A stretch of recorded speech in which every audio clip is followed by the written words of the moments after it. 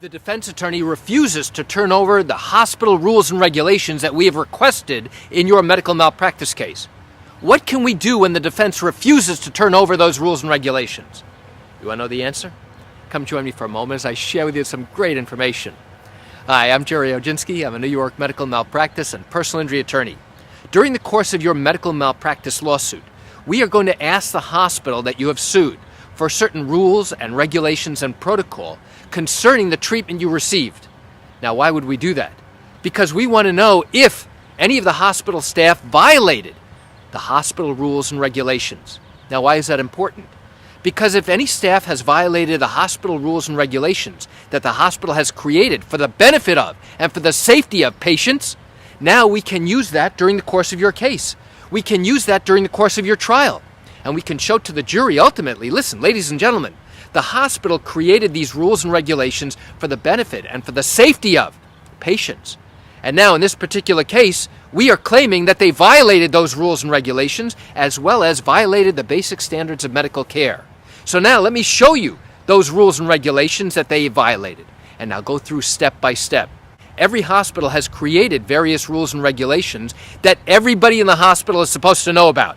Whether it's nurses, whether it's technicians, whether it's doctors. They're all supposed to know it. And if they violated those standards, those rules and regulations, guess what? I'm entitled to see what those rules and regulations are. I'm entitled to show the jury those rules and regulations. And now I can have my experts talk about them. So what if the hospital is refusing to give it to me? Or they claim that they don't have any? Now I turn around and say, prove it.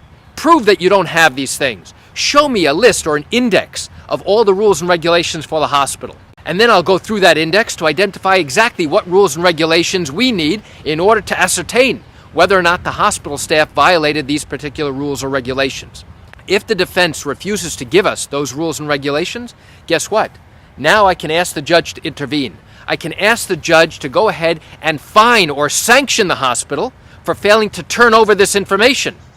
Now, why is that? Because this is part of the discovery process.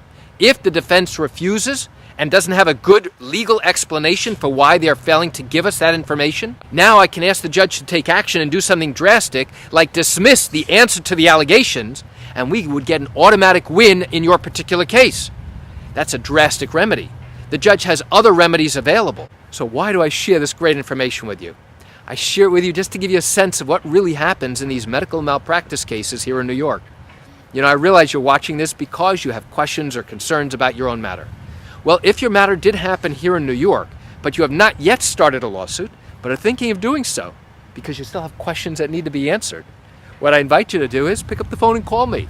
You know, I answer questions like yours every single day, and I'd love to talk to you. You can reach me at 516-487-8207 or by email at Gerry, Gerry, at Oginski-law.com. That's it for today's video. I'm Gerry Oginski. Have a fantastic day.